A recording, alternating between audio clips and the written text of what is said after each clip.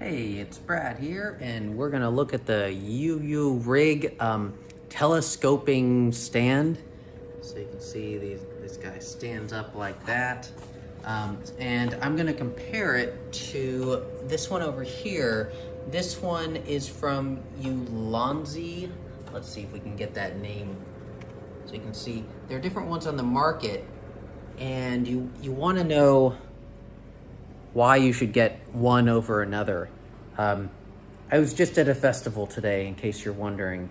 Yay. All right, so these kinds of things can hold light, like one of these little wand lights. This guy that's about a foot, or even a 2-foot one if it's straight up. 90 degrees, I would worry about it falling over. And it can also hold a phone. So got one in the box here. Oh, and before I forget, there are different sellers. So you might want to look them up and get whichever one has the best price. I got them from 2 different sellers to test this, and they are the same. Okay, so I'm unwrapping. Okay, crotch shot. Sorry, you gotta look at my lap for this. And I'll show you how they work, and then we will compare the 2 brands. Okay, I don't want to lose that. Is there anything important on there? I don't think so. Just like many electronic things, this is from Shenzhen in China. All right, so we'll toss that to the side. And we've got this guy. All right, so there is a little icon here. It tells you that if you spin it in that direction, that loosens it up for the legs. So I'm holding my phone to record this. Let's see if we can do this one-handed. Okay, so these open up. Oh, note that these are rounded. So there are some tripods like this that they've made, like a light stand that has 3 round bars that come together. That's not really comfortable. This has a rubberized grip. And it's rounded, so it's meant to be held. It's not just thrown together like some light stand that's just tiny and they say, oh, sure, you can use it for a selfie stick or something. Okay, and once you get those feet spread out, then you can just go in the opposite direction to lock it again. And that just locks those feet, okay? That does not lock this next part. This next part, the telescoping, is just by pressure. So let me see, I haven't gotten this one out of the package before. It might be a little stiff. So you just grab it and you pull it out. Okay, just like that. So it just telescopes out. And I think there are maybe 5 sections, so it can stand pretty high. Let's see if I can get it. Step on this thing. Get it all the way up. Okay, now this would hold up for one of these small wand lights and big wand lights up this high, but I wouldn't trust this with a heavy camera, that's for sure.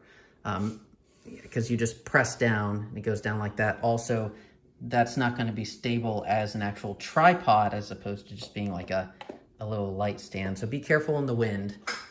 Okay, and then you got this 1/4 screw on top that's a 1/4 inch diameter and 20 threads per inch, in case you were wondering. A little rubber grip, and this thing rotates so you can screw things in. And then for the phone clip part, you just pull this out and then pull that part down. Sorry, doing this one-handed. And then this guy will hold your phone. You just press up there, okay? I don't usually use these for phones. You can put a pocket light in it if you want some lighting. There is a cold shoe mount on top, okay? And I will say with the UURIG one, that has a very similar phone clip. They just have the little 1/4 screwing thing down there, so it's just a longer screw, but they have a cold shoe mount under there. Okay, so what's different? Well, this one from UURIG has a cold shoe mount on this ball head, and the ball head does not unscrew from either of these. I wish it could, so you could change it out, but you can't. So that has the cold shoe mount there. It's got one on the phone part. So you got 2 cold shoe mounts instead of the one down there. And that's only if you open up the cell phone holder or pocket light holder.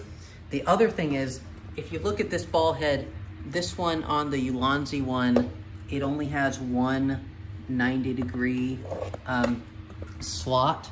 So if I wanted to loosen the ball head and tilt the light down 90 degrees, on the Ulanzi one, you can only do it in one direction. And since this doesn't spin around at any point, you're stuck with the legs in whatever orientation you want, which can be difficult if you want to put them right up next to a wall, or however you want.